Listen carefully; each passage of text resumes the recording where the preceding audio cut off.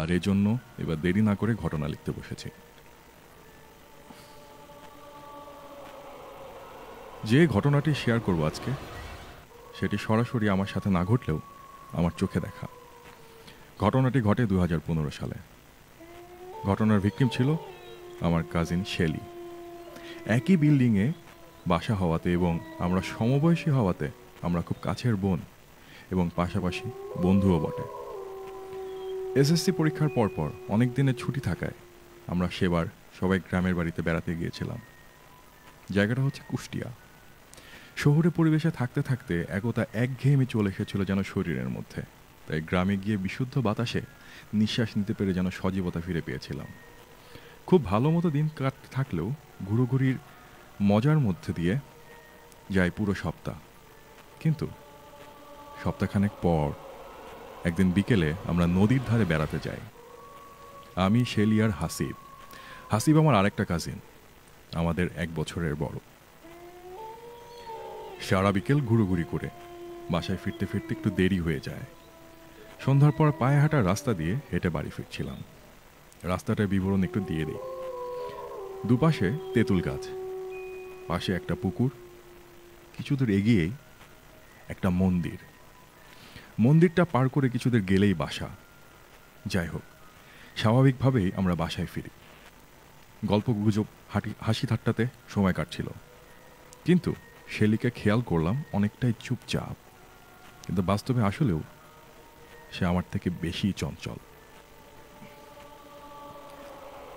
হাসির চলে ওকে একটা ধাক্কা দিয়ে বললাম, কিরে চুপ করে আছিস কেন? ভালো লাগে না কিছু? কিন্তু খুব বিরক্তি নিয়ে তাকিয়ে উঠে ও চলে গেল উত্তর না দিয়ে। আমি বুঝলাম না, তাই ওকে ওর মতো ছেড়ে দিলাম।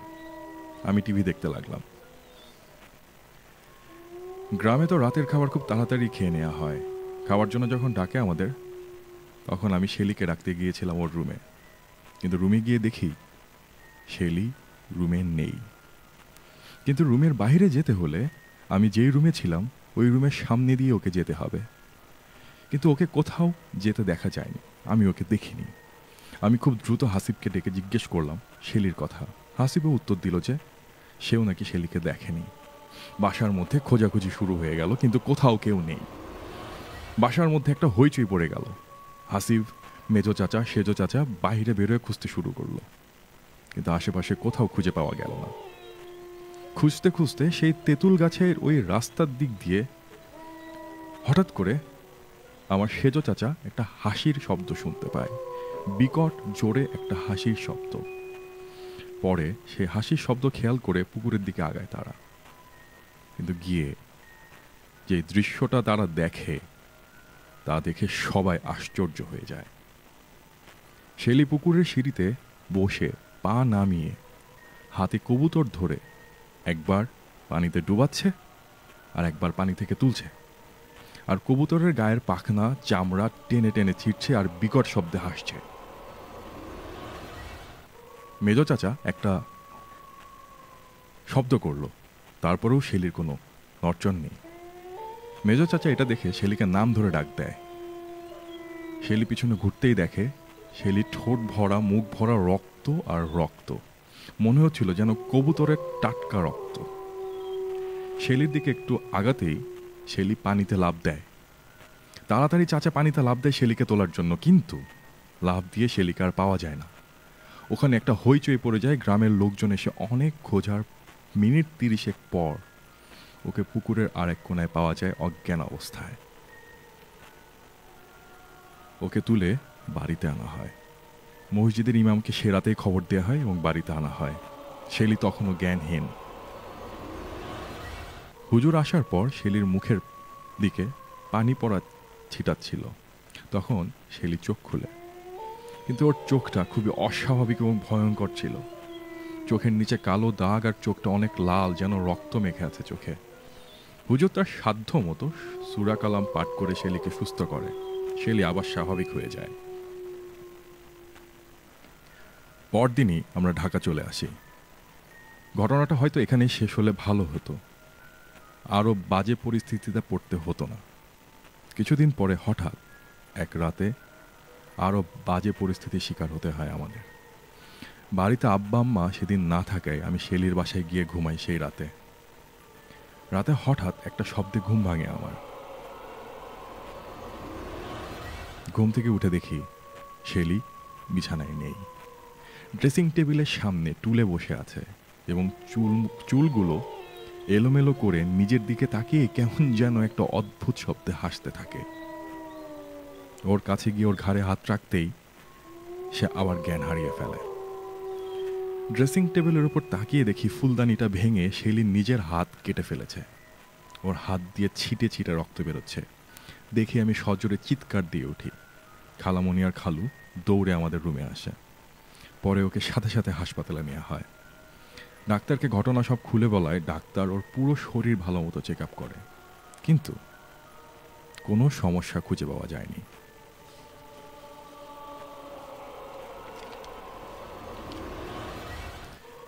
শেলি একটু অসুস্থ হলে ওকে সবাই খুবই টেক কেয়ার করতো, কিন্তু সেদিন হাসপাতালে নেওয়ার কিছুক্ষণ পরেই শেলি সুস্থ হয়ে যায় এবং ওকে বাসায় আনা হয়।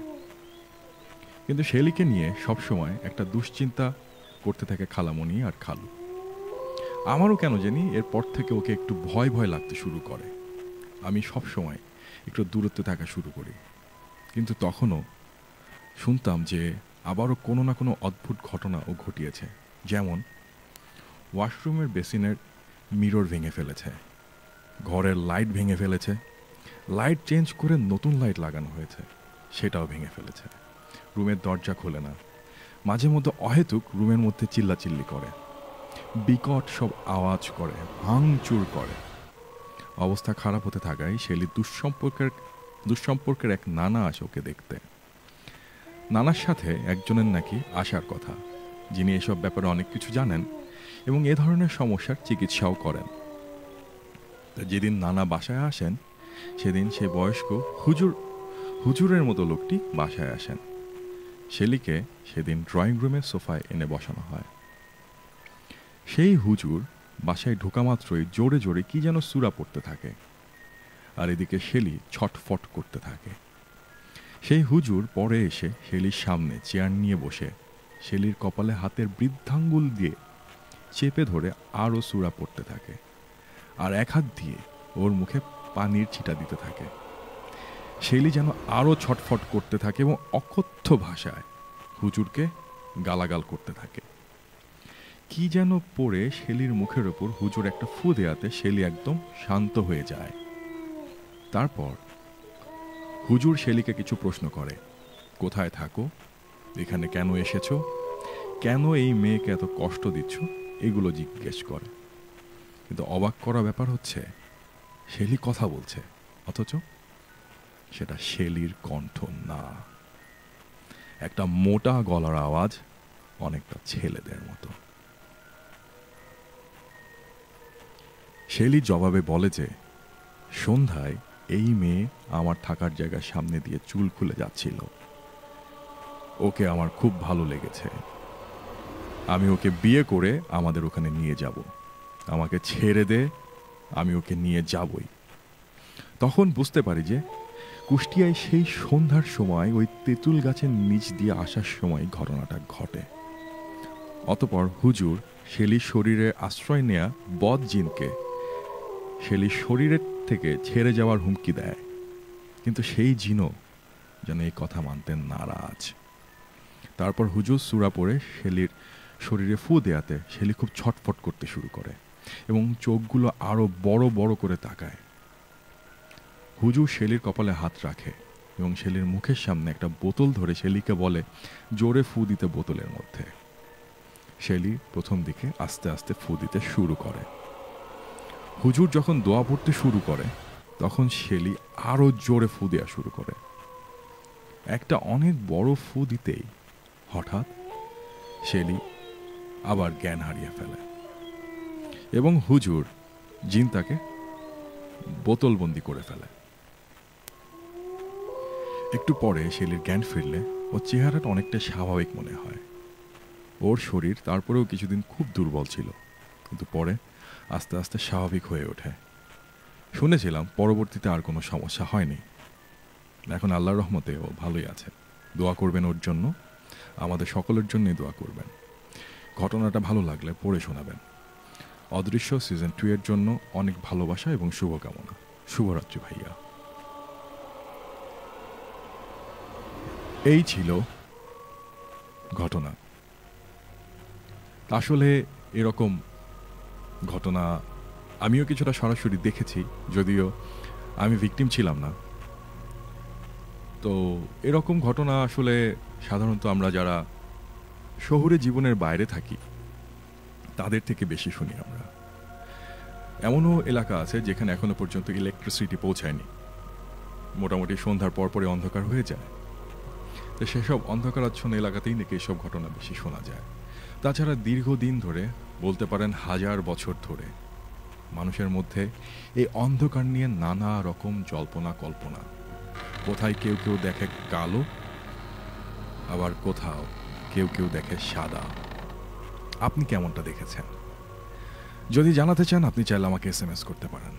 আপনার মোবাইলের SMS অপশানে চলে যাবেন, সেখানে গিয়ে লিখবেন EFM, স্পেস দিয়ে আপনার নাম, স্পেস দিয়ে আপনার লোকেশন, স্পেস দিয়ে আপনার ঘটনাটা অথবা আপনার মোবাইল নাম্বারটা চাইলে আমাদেরকে লিখে পাঠাতে পারেন। 27171 এই নাম্বারে সরাসরি রেডিও 71 98.4 FM অন এয়ার থেকে আপনাকে ফোন করা হবে আজকেই ঠিক রাত 12টার পর আপনার ঘটনাগুলো শোনার জন্য। ততক্ষণ পর্যন্ত কিন্তু অবশ্যই আপনাকে টিউন করে থাকতে হবে।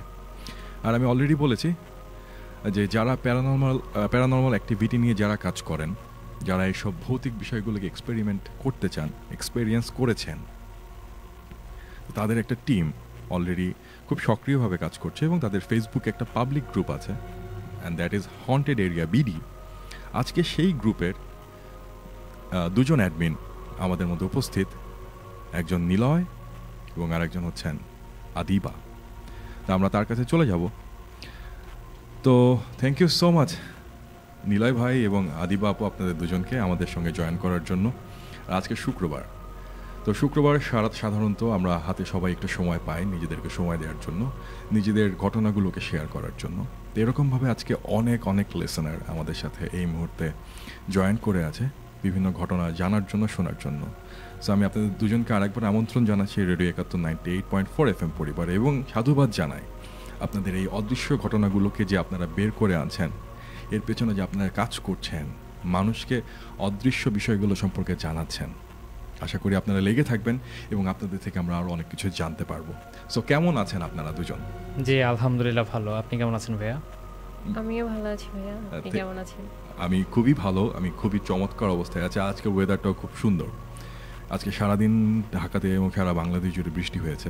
তো সন্ধ্যার পর থেকে কেমন যেন একটু থমথমে, যদিও সাধারণত শুক্রবারে আমরা রাস্তায় একটু কোলাহল দেখি, কিন্তু আজকে কেমন যেন একটু অদ্ভুত সময়।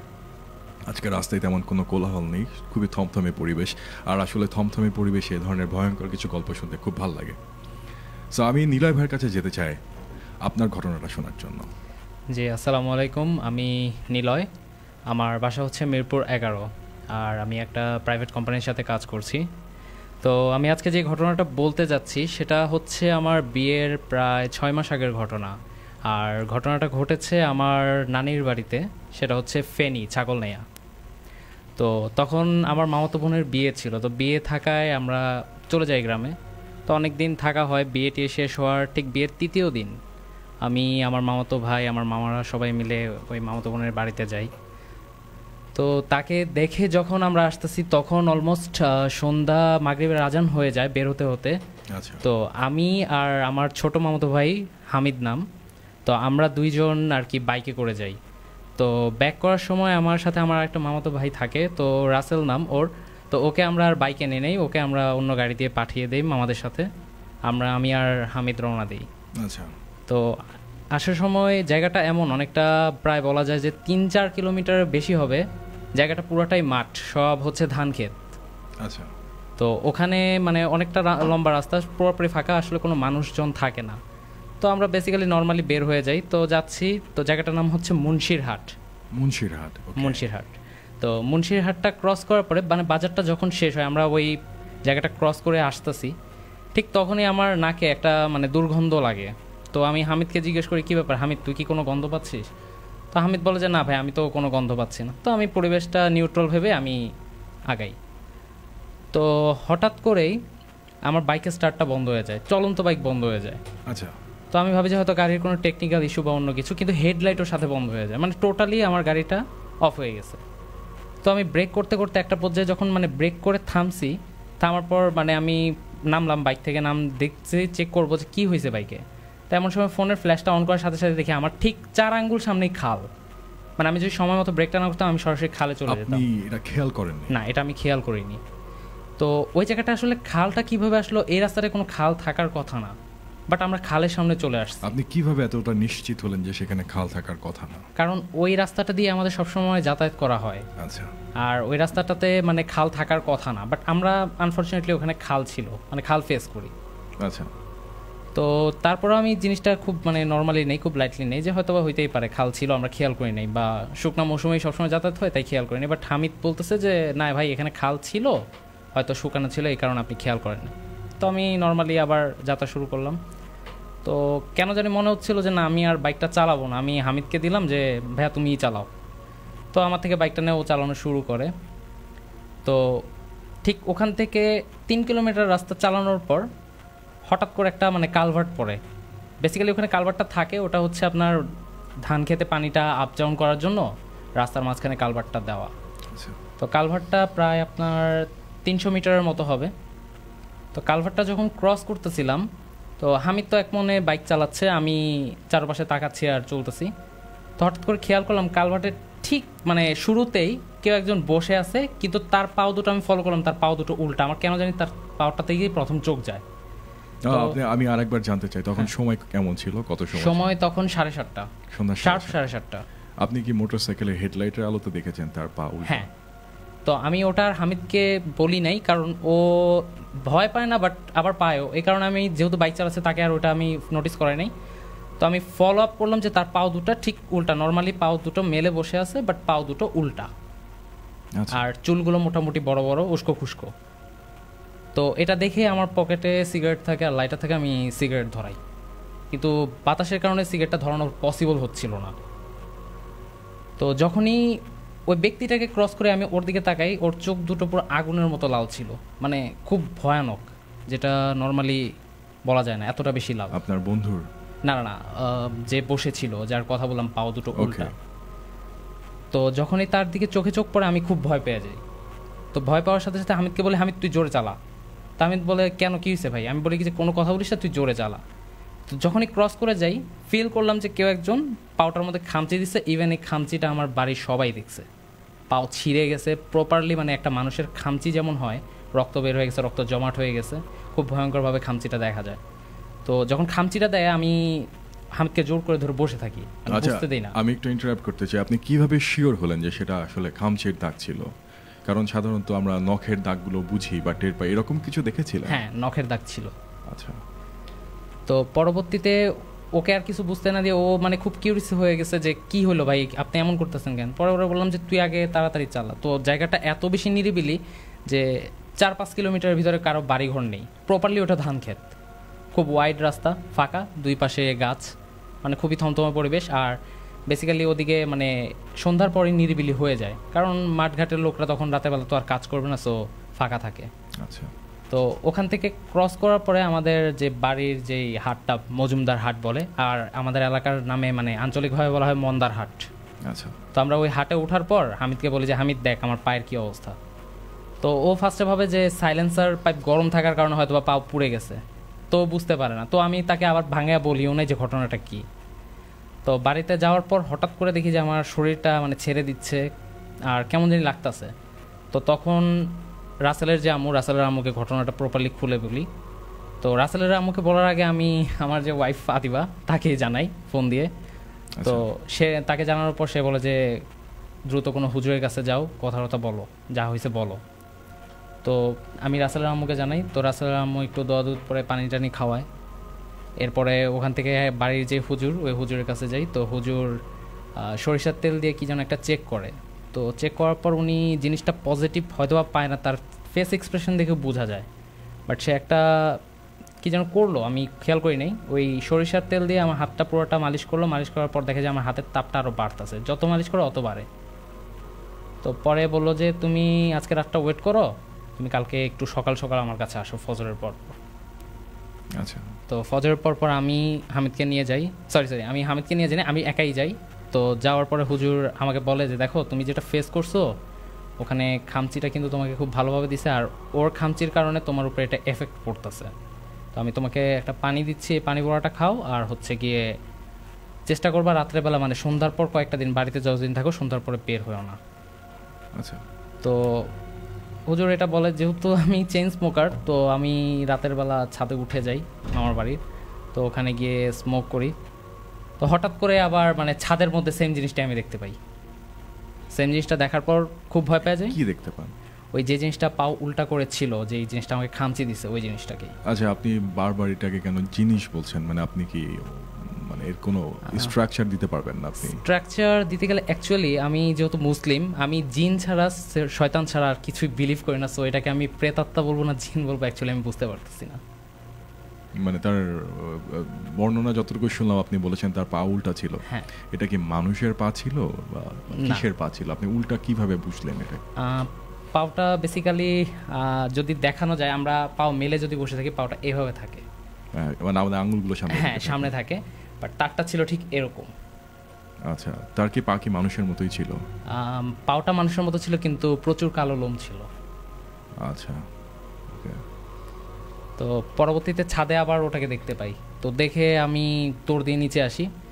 আসার পর আমাদের বাড়ির পাশে আবার কবরস্থান পার হয়ে তারপর হচ্ছে গিয়ে মসজিদ, তো মসজিদের পাশেই হুজুরের বাসা। তো কবরস্থানের সামনে যাওয়ার পর আমার সাহস হচ্ছিল না ওই পারে যাই, তো একজনকে যেতে দেখে তার পিস যাই। তো হুজুরের কাছে যাওয়ার পর হুজুরকে আবার এটা বলি, তো হুজুর খুব ক্ষিপ্ত হয়ে যায় যে তোমাকে আমি তো মানা করছি যে তুমি সন্ধ্যার পর বের হবা না, তুমি তারপর কেন বের হলা? পরে হুজুরকে বললাম যে চা খাওয়ার জন্য বের হয়েছি।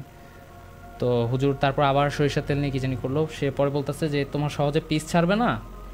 তারপরও মানে সে কিছু দূরাদূর করে দিল, এরপর একটা ছোট তাবিজের মতো দেয়, বললো যে এই তাবিজটা তুমি 2 সপ্তাহ রাখো, পরে প্রয়োজনে ফেলে দিও। তো তার একদিন পরে আমি সকালবেলা ঢাকা চলে আসছি। তো সপ্তাহখানেক তাবিজটা ছিল, তো তাবিজটা থাকার পর আর কি ওরকম কোনো প্রবলেম হয় নাই, এরপরে সব কিছু নর্মালি ছিল। এরপরে আপনি আর এরকম কখনোই ফেস করেন না, এরকম আর কখনোই আমি ফেস করিনি। আপনি সেই এলাকাতে কতদিন থেকেছেন? সে এলাকাতে টোটালি বিয়ের অনুষ্ঠানে গিয়েছিলাম, তো প্রায় আপনার 12-13 দিন। এটা কতদিন আগের ঘটনা বললেন? এটা হচ্ছে বিয়ের 3য় দিনের কথা বলছি। মানে কত বছর আগে? এটা আপনার 2016 সালে। 2016 থেকে 2019, এই 3 বছরের মধ্যে আর গিয়েছিলেন সেখানে? হ্যাঁ, 2-3 বার গিয়ে যাওয়া হয়েছে। এরপরে আর এরকম কোনো কিছু না, এরপর আর এরকম কোনো কিছু ফেস করিনি। আসলে আপনারা যারা এই মুহূর্তে রেডিও একাত্তর 98.4 FM টিউন করে আছেন, তাদের প্রত্যেকের উদ্দেশ্যে আসলে আমি একটা কথা বলতে চাই। কিছু কিছু ঘটনা এমন যার আসলে কোনো সিদ্ধান্তে আমরা পৌঁছতে পারি না, যার কোনো উত্তর আমাদের কাছে থাকে না। এর জন্য আসলে হয়তো আমরা এতটা কিউরিয়াস হয়ে থাকি, এতটা উৎসুক হয়ে থাকি এই ঘটনাগুলোকে জানার জন্য। হয়তো আপনি আমার মতো করেই চিন্তা করেন যে আমি একবার দেখতে চাই, আমি একবার ফেস করতে চাই, কিন্তু আসলে যারা ফেস করে আসলে তাদের ভেতরে ঢোকাটা হয়তো সম্ভব না। তারা যেভাবে আমাদেরকে বলছে হয়তো বা তাদের অনুভূতিটা তার চাইতেও খুব ভয়ঙ্কর। সাথেই থাকুন, আপনি শুনছেন রেডিও একাত্তর 98.4 FM। আমি আছি আরজে এলভিস অদৃশ্য নিয়ে। এখন চলে যাচ্ছি আদিবার কাছে। আদিবা, কেমন আছেন আপনি? জি আলহামদুলিল্লাহ, আমি ভালো আছি। আমি আপনাদের দুজনকে একসাথে আমাদের স্টুডিওতে পেয়ে খুবই খুশি। আপনারা দুজনই হাজব্যান্ড অ্যান্ড ওয়াইফ এবং আপনাদের দুজনের কিছু ব্যক্তিগত অভিজ্ঞতা আছে এবং একসাথে কিছু অভিজ্ঞতা আছে। তো আপনাদের দুজনের একসাথে ফেস করা যে ঘটনাটা ছিল সেটা একটু আপনার থেকে জানতে চাই আমি।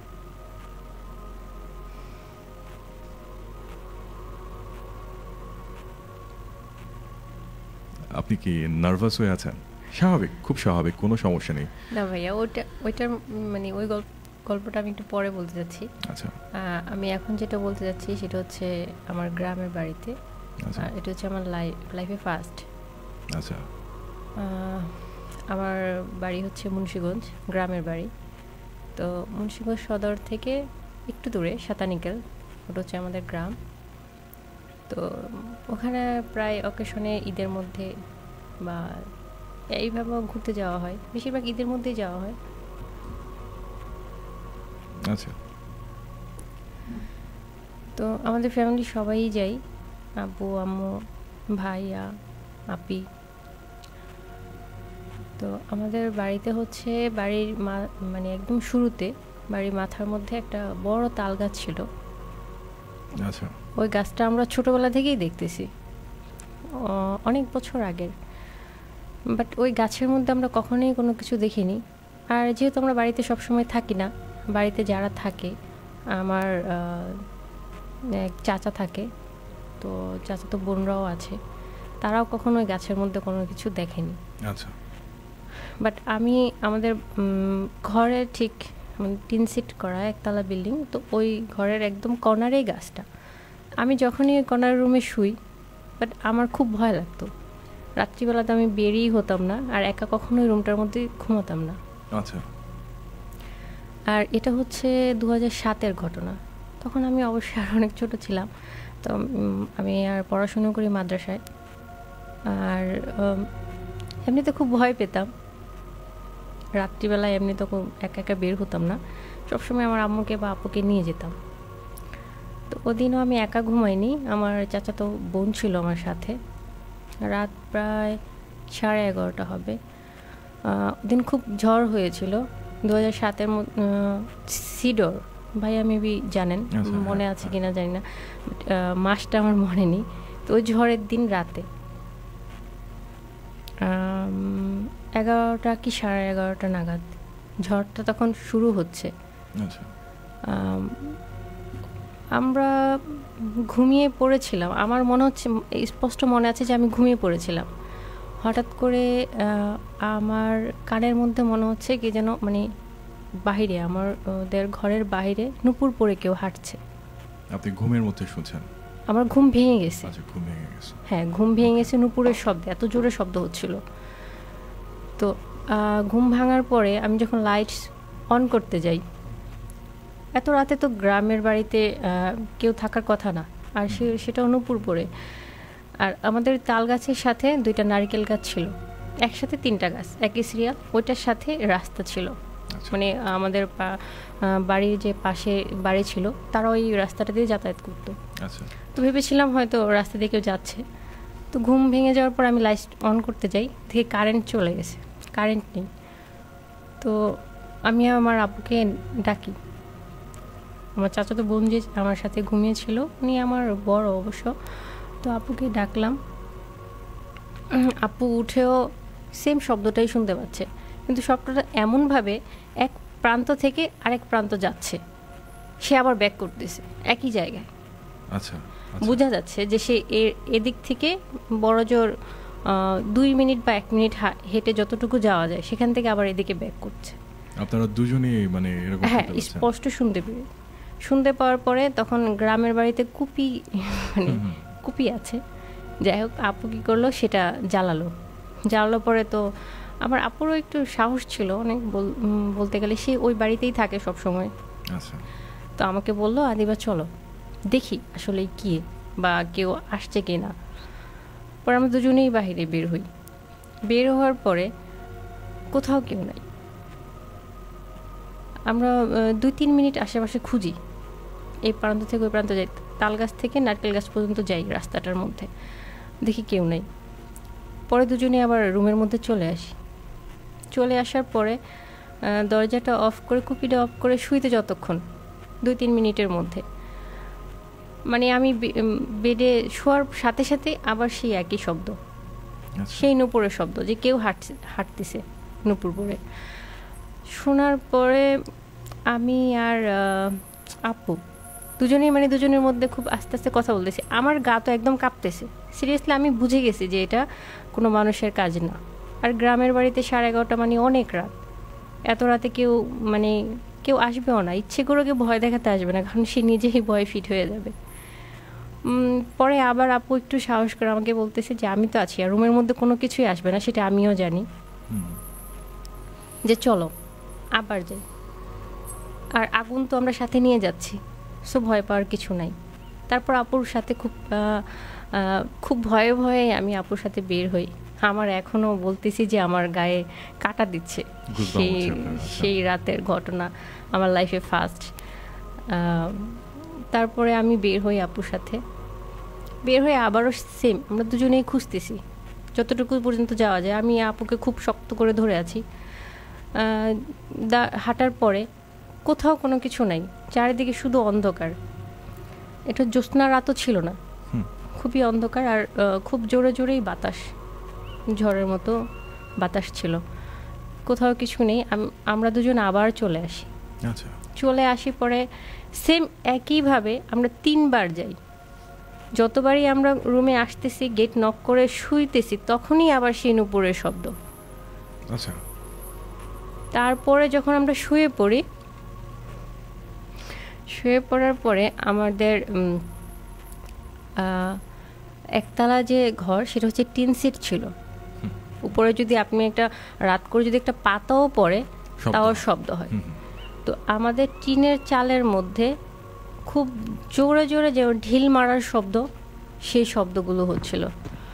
কিন্তু আমি এটা আগেও শুনেছি যে যদি কোনো খারাপ কোনো কিছু আপনার ঘরের চালে বা টিনের মধ্যে ঢিল মারে, সেই ঢিলটা আপনার গড়ায় গড়ায় মাটিতে পড়বে না। আচ্ছা, এটা আপনি জেনেছিলেন আগে? হ্যাঁ, আগেই জানতাম। তো সেই ঢিলটা টিন অবধি থাকতেছে, সেটা গড়া গড়া মাটিতে পড়তেছে না, শব্দ হয়ে থেমে যাচ্ছে, শব্দ হয়ে থেমে যাচ্ছে। আচ্ছা আচ্ছা। তো আপু আমি স্পষ্ট বুঝতে পারলাম যে এটা মানুষের করা না, দুষ্টামি না, বা কেউ ভয় দেখাচ্ছে না ইচ্ছে করে, এটা খারাপ কিছুই হচ্ছে। তো ভাগ্যক্রমে কিছুক্ষণ পরে যখন বুঝতে পারি, তখন কারেন্ট চলে আসে। আচ্ছা, লাইট অন করে আপু আমি দুজনেই বুঝতে পারি। পরে আমি তো ভয়ে একদম কান্নাই করে দিছি। তারপরে পাশের ঘরে আম্মু ছিল, তো আপু দরজা আর খোলেনি, ভেতর থেকেই জানলা খুলে আম্মুকে অনেক ডাকাডাকির পরে পরে আম্মু হয়তো ঘুমিয়েই ছিল, কিন্তু আমাদের ডাক শুনে আম্মু চলে আসে, বাইরে লাইটও অন করে। তারপরে আম্মু আসার পরে শুনে আমি তো ভয়ে আর মানে কান্নার থামতেছিই না, আমি প্রচণ্ড ভয় পাই।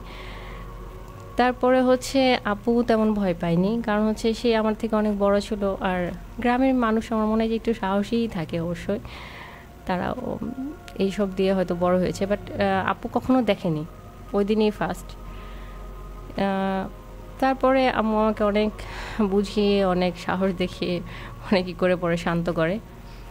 তারপরে বাড়িতে গেলে আমি আজও আর ওইখানে আমি ওই রুমে একা ঘুমাই না। বাট এখনও যদি আমি কারোর সাথেও ঘুমাই, বাট আমার ওই রুমটাতে ঘুমালেই আমার খুব ভয় লাগে। আর ওই তাল গাছটার মধ্যে পরে আব্বুর কাছে শুনতে পারি যে ওই তাল গাছটার মধ্যে কিছু আছে, কিন্তু গাছটা এখনও কাটা হয়নি। গাছটা হচ্ছে আমার চাচাদের, আর যে গাছটা লাগিয়েছিল সেই অনেক আগে থেকেই, সেটা নাকি আমার চাচাতো ভাই লাগিয়েছে, সে মারা গেছে, এই জন্য সে আমার চাচারা গাছটা কাটে না, কিন্তু গাছটার মধ্যে অবশ্যই কিছু আছে। আচ্ছা, তো আপনি পরবর্তীতে যতবার সেখানে গিয়েছেন, আপনি সেই ঘরটাতে আর ঘুমোতে চাইতেন না, অথবা না, একলা থাকতে চাইতেন? কারণ হচ্ছে আমার খুব ভয় লাগে। আপনার বোন? কিন্তু আমি ফিল করি অনেক যে এই জানলা খুলে তো আমি কখনোই ঘুমাতাম না, এর আগেও না। মানে ওই রুমটাতে ঘুমালেই আমার কেমন জানি একটা ফিল হয় যে কেউ আমার দিকে তাকিয়ে আছে, মনে হচ্ছে ঘুমের মধ্যেও মনে হচ্ছে যে জানলাটা মনে হয় খোলা, আমি একটু জানলাটা অফ করি, কিন্তু বন্ধ করতে গেলে দেখা যাচ্ছে যে জানলাটা আমি বন্ধ করেই ঘুমিয়েছি। বাট ওই রুমটার মধ্যে আমি ঘুমালেই কেন জানি আমি এটা ফিল করি, কিন্তু আমার আব্বু আম্মু বা আপু কেউ ঘুমালে ওই রুমের মধ্যে কোনো সমস্যা হয় না। আর আমার আব্বু আম্মু সবসময় 5 ওয়াক্ত নামাজ পড়ে, তারা কখনোই এইসব কিছু ফেস করেনি। কিন্তু আমি কেন জানি না, আমিও নামাজ পড়ি, কারণ হচ্ছে মাদ্রাসায় বলে তো 5 ওয়াক্ত নামাজ পড়াই হয়। তারপরও মানে ওই দিনের মতো ভয় আমি আজও ভুলতে পারি না। তো আপনার বোন, সে কি পরবর্তীতে এগুলো আর কিছু এক্সপেরিয়েন্স করেছিল? না, সেগুলো সে আর পরবর্তীতে সে আর কখনো এগুলো এক্সপেরিয়েন্স করে না। আসলে কিছু কিছু বিষয়ের আসলে কোনো উত্তর খুঁজে পাওয়া যায় না। কিন্তু আমাদের ফ্যামিলি সবাই জানে যে আমাদের বাড়ির মধ্যে কিছু আছে। আচ্ছা, এটা তো তালগাছ ছিল আমাদের বাড়িতে একদম শেষ প্রান্তে, অনেক বাঁশ গাছ যে বলে, বাঁশের ঝাড়, হ্যাঁ ওইটা আছে। ওইখানে রাত্রিবেলা কেউই যায় না, প্রায় সময় তারা খুব শব্দ শুনতে পায় রুমের মধ্যেই, কিন্তু ওই সাইডটাতে কেউ যায় না। মানে সন্ধ্যার পরে বা সূর্য ডোবার পরে আর কেউ যায় না? না, পেছন সাইডটাতে কেউই যায় না। আচ্ছা, আরেকটা সাইডে 2টা গাব গাছ আছে, সেই গাছের ভিতর নাকি অনেক কিছু দেখতে পাই, বাট সেখানেও যায় না। আসলে গ্রামের বাড়িতে আমার আরও অনেক কিছু আছে, আমাদের ফ্যামিলি, আমাদের রিলেটিভের মধ্যে অনেকের সাথেই ঘটেছে। গ্রামের মধ্যে ভৌতিক বিষয়গুলো খুব বেশি আছে। আচ্ছা, না আমি আপনাদের গ্রাম পেরিয়ে শহরেও আমি আপনাদের এরকম কিছু ঘটনা অলরেডি যখন আপনারা এসেছিলেন আরও অনেকক্ষণ আগে, তখন আপনাদের সঙ্গে আমি বসে কথাবার্তা সুবাদে জেনেছি। আপনারা এখন বর্তমানে যেখানে আপনারা থাকেন ঢাকাতে, সেখানেও আপনারা এরকম কিছু ফেস করেছেন। আমরা সেদিকে যাব। আর এই মুহূর্তে আমাদের সাথে জয়েন করে আছেন অনেকেই। ফেসবুকে আমাদের সাথে আছেন সুমন বিশ্বাস, আছেন মায়াবী আবেগ, আছেন আলামিন ইরফান, আশরাফ জাহান, তারপরে আছেন হচ্ছে আরমানি, লিখেছেন উনি চিটাগং থেকে শুনছেন। Thank you so much. MD Raj, আপনি সুদূর কুয়েত থেকে আমাদেরকে শুনছেন। Thank you so much. আপনারা যারা জয়েন করছেন তাদের জন্য আসলে আমাদের প্রোগ্রামটা সবসময় সফল হয়ে থাকে। শুধু তাই না, আপনারা যারা আমাদেরকে এই মুহূর্তে শুনছেন, আপনাদের যদি নিজের কোনো ঘটনা থেকে থাকে সেটা কিন্তু চাইলে আপনি আমাকে জানাতে পারেন, অথবা আপনি সরাসরি আমাদের স্টুডিওতে আসতে পারেন। যদি সেক্ষেত্রে আসাটা সম্ভব না হয়, আপনি কিন্তু আমাকে SMS করে দিতে পারেন। আমাকে SMS করতে চাইলে আপনার মোবাইল নাম্বার দিয়ে SMS করবেন। আপনার মোবাইলের SMS অপশানে গিয়ে লিখবেন EFM স্পেস দিয়ে আপনার নাম, স্পেস দিয়ে আপনার লোকেশন, স্পেস দিয়ে আপনার মোবাইল নাম্বার লিখবেন, এবং আপনি যদি ঘটনা বলতে চান দেন লিখবেন যে হ্যাঁ আপনি আমাদেরকে একটা ঘটনা শেয়ার করতে চান, লিখে 27171 এই নাম্বারে পাঠিয়ে দেবেন। আর তাছাড়া আমাদেরকে যারা দেশের বাইরে থেকে শুনছেন তারা আমাদেরকে ইমেইল করতে পারেন আপনার ঘটনা অদৃশ্য 98.4@gmail.com ODRISSHO98.4@gmail.com। আমার সঙ্গে SMS-ও অনেকে আছেন। SMS-এ আছেন হচ্ছে আমার সাথে রজা, আছেন হচ্ছেন ইয়াসমিন আক্তার, তন্ময়, সামির, ফয়সাল এবং আরও অনেকে। থ্যাংক ইউ সো মাচ আমাদের সাথে জয়েন করার জন্য। সো আমাদের আসলে এখন ঘড়িতে সময় হচ্ছে ঠিক রাত 11:44। আমরা তখন আদিবার ঘটনাটা শুনলাম। এখন আমরা একটা ছোট্ট বিরতিতে যাব। তো বিরতি থেকে ফিরেই আমরা কথা বলবো নিলয়ের সাথে। তারপর অবশ্যই রাত 12টাতে আমাদের একটা ফোন কল সেগমেন্ট থাকে। যারা অনেক দূর দূরান্তে আছেন, যাদের পক্ষে আমাদের স্টুডিওতে আসা সম্ভব হয় না, তাদের সঙ্গে সরাসরি আমরা অন এয়ার থেকে ফোন দিব কথা বলার জন্য। ততক্ষণ পর্যন্ত টিউন করে থাকবেন। আমরা এখন একটা ছোট্ট বিরতিতে যাচ্ছি। শুনতে থাকুন রেডিও 71 98.4 FM। ফিরছি কিছুক্ষণের মধ্যে আবার আমি RJ এলভিস অদৃশ্য নিয়ে।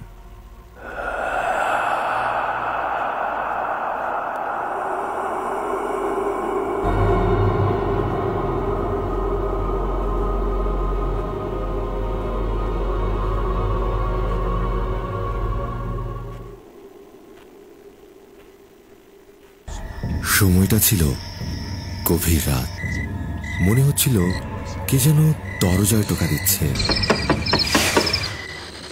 কয়েকবার টোকা দেবার পর আর কোনো শব্দ নেই। একটু পর আবার সেই শব্দ, কিন্তু এবার একটু জোরে। দরজাটা কি একটু খোলা যাবে?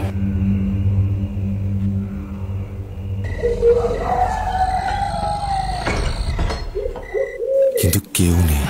অদৃশ্য প্রতি শুক্রবার রাত 11টায় only on রেডিও 71 98.4 FM।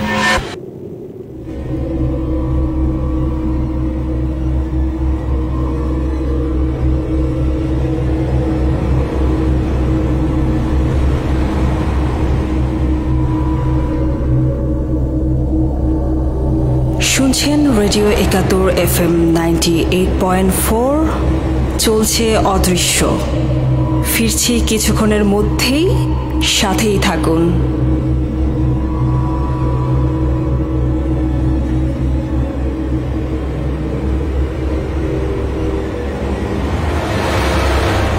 শুনছেন রেডিও 71 FM 98.4। চলছে অদৃশ্য। ফিরছি কিছুক্ষণের মধ্যেই, সাথেই থাকুন।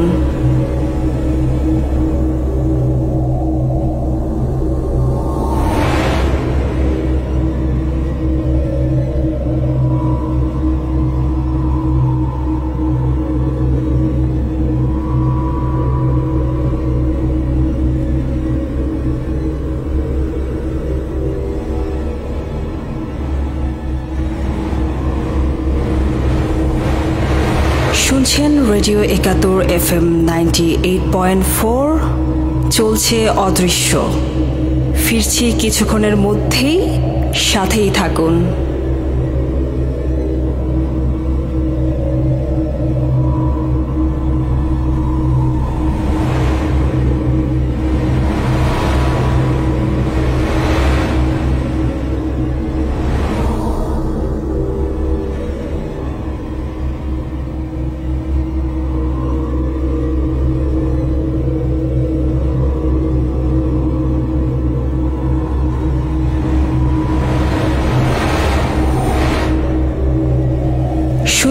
রেডিও ৭১ FM 98.4 চলছে অদৃশ্য। ফিরছি কিছুক্ষণের মধ্যেই, সাথেই থাকুন।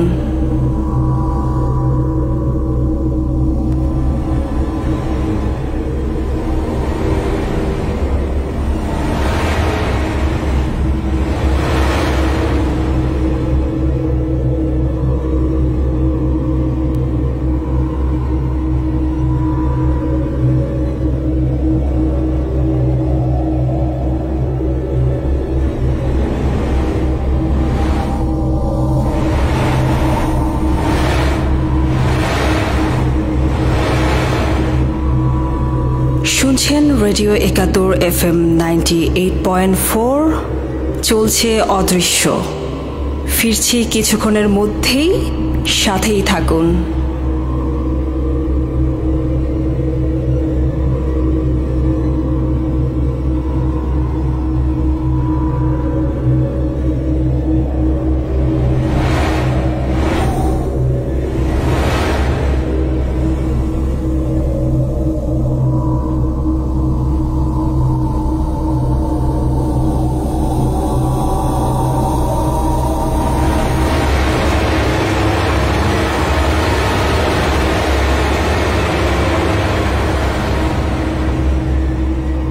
শুনছেন রেডিও ৭১ FM 98.4 চলছে অদৃশ্য। ফিরছি কিছুক্ষণের মধ্যেই, সাথেই থাকুন।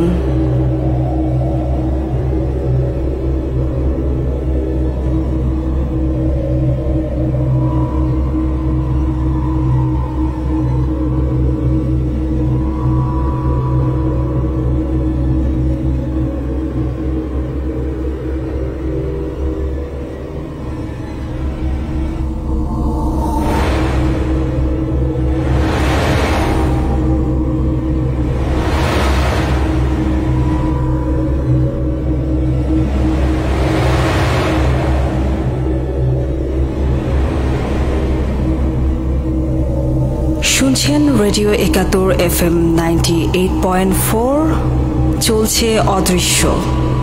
ফিরছি কিছুক্ষণের মধ্যেই, সাথেই থাকুন।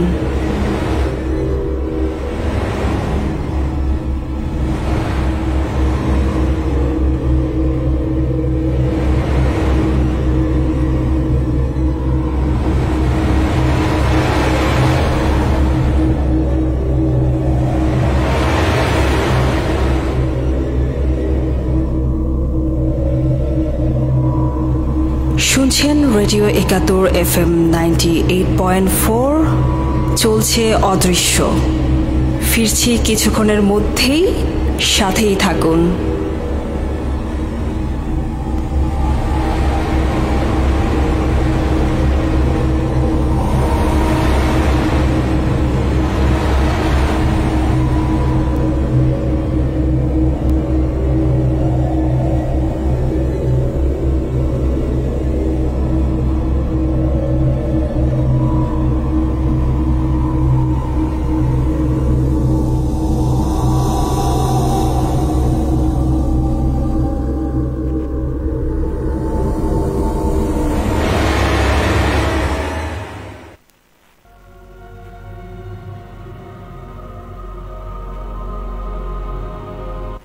দ্যাটস রাইট, আপনি টিউন করে আছেন এই মুহূর্তে রেডিও ৭১ 98.4 FM। ছোট্ট একটা বিরতির পর আমি আবারও চলে এলাম আর জেলফেস আজকের শো অদৃশ্য নিয়ে। অদৃশ্য সাধারণত রাত্রে হয়, এই শোটা রাত ১১টা থেকে রাত ১টা পর্যন্ত হয় প্রতি শুক্রবার। সো সে কারণে যারা আসলে মেয়ে লিসেনার, এরা অনেকে আমাদের সঙ্গে যুক্ত হতে চাচ্ছেন, কিন্তু অনেকের বাসা দূরে থাকার কারণে তারা আমাদের সঙ্গে সরাসরি স্টুডিওতে এসে তাদের ঘটনাগুলো শেয়ার করতে পারেন না। সেক্ষেত্রে অবশ্যই আপনারা বঞ্চিত হবেন না। আপনাদের ঘটনাগুলো চাইলে অবশ্যই আপনারা আমাদের সাথে শেয়ার করতে পারেন। তো সেক্ষেত্রে আপনি আপনার মোবাইল নাম্বারটা আমাদেরকে SMS করে দিতে পারেন 27171 এই নাম্বারে। মোবাইলের SMS অপশানে গিয়ে লিখতে হবে EFM স্পেস দিয়ে আপনার নাম স্পেস দিয়ে আপনার মোবাইল নাম্বারটা লিখে পাঠিয়ে দিবেন 27171 এই নাম্বারে। সেক্ষেত্রে আমাদের অন এয়ার থেকে ফোন দিয়ে আপনার সাথে যোগাযোগ করা হবে এবং আপনার ঘটনাটা যদি আসলেও দর্শকরা শুনতে চায় সেক্ষেত্রে অবশ্যই সেটা অন এয়ার করা হবে লাইভ। আর এই মুহূর্তে আমাদের সাথে ফেসবুকে অনেকেই আছেন, আমি সেখানে আরেকবার যেতে চাই। আমাদের সাথে আছেন আবদুল্লাহ আল জুবায়ের, তিনি হচ্ছেন আমাদের যিনি গেস্ট আজকে, আদিবা তার ভাই, তিনিও সরাসরি আমাদেরকে শুনছেন। আমাদের সাথে আছেন MX শাওন খান, তার ভয় ভয় লাগছে। ফাতিমা জেরিন খান, তিনি আমাদের সাথে জয়েন করেছেন। আমাদের সাথে আছেন MD সাদ উদ্দিন, আমাদের সাথে আছেন সুমন বিশ্বাস, তিনি এবং তার ছেলে এবং তার পরিবার সকলে একসাথে শুনছেন, থ্যাংক ইউ সো মাচ। আছেন আমাদের সাথে সিলভিয়া রহমান, সোনালী সেই দিন, ইমন MD ইমন আহমেদ, উনি সিলেট থেকে আমাদেরকে শুনছেন। এবং অনেকেই আমাদেরকে কমেন্টে জানিয়েছেন তারা আমাদের সাথে অ্যাটেন্ড করতে চান, আমাদের শোতে জয়েন করতে চান তার ঘটনাগুলো নিয়ে। ওর অনেকে চাচ্ছে যাতে আমরা তাদেরকে ফোন করি। অবশ্যই আপনি চাইলে আমাদের ইনবক্সে আপনার ফোন নাম্বারটা আমাদেরকে পাঠিয়ে দিতে পারেন, অথবা এই অদৃশ্য ফেসবুকে যেটা লাইভ হচ্ছে এখানে নিচে কমেন্ট করে আপনার ফোন নাম্বার আমাদেরকে দিয়ে দিতে পারেন। আমরা আমাদের অন এয়ার থেকে আপনাকে ফোন দিয়ে অবশ্যই যোগাযোগ করব। সো আমি আর খুব বেশি সময় নিতে চাচ্ছি না। আমাদের ঘড়িতে সময় রাত 11টা বেজে 53 মিনিট, আর কিছুক্ষণের মধ্যেই বেজে যাবে রাত 12টা, মানে অনেক রাত কিছু কিছু এলাকায়। কিন্তু যারা শহরে থাকেন তাদের কাছে হয়তো রাত 12টা খুব বেশি রাত না, কারণ শহরে আলোর অভাব নেই। দিনে যেমন আলো থাকে, রাত্রেও এই আঁধারে শহরটা কেমন যেন আলোকিত হয়ে থাকে। তাই হয়তো চাইলেও আমরা ভয় পেতে পারি না, কিন্তু আমাদের পুরো পৃথিবী জুড়েই এমন সব ঘটনা আছে যেগুলো অদৃশ্য। আমি আরেকবার বলে দিতে চাই, আজকে আমাদের সাথে গেস্ট সিটে আছেন মিস্টার নিলয় এবং তার ওয়াইফ